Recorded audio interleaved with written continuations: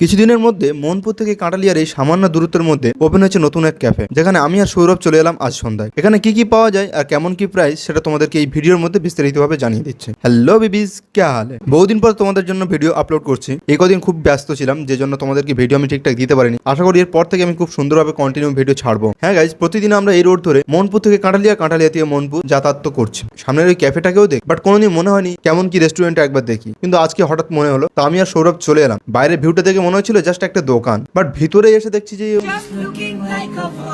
এটা একটা ক্যাফে টাইপের। এখানে এসে দাদার সঙ্গে কথাবার্তা বললাম, বুঝতে পারলাম দোকানটা দাদা একাই চালায়, কেউ অন্য কেউ নেই। এই যে সুন্দর আর ছোট্ট ক্যাফেতে কি কি পাওয়া যায় সেটা তোমাদেরকে দেখায়। এখানে এসে জানতে পারলাম প্রায় অনেক রকমের জিনিসপত্র পাওয়া যায়, প্রায় অনেক কিছুই পাওয়া যায়, like momos, pakora, fish finger, chicken finger, spring roll, etc আরো অনেক কিছুই রয়েছে। আর তার সঙ্গে তো চা থাকবেই।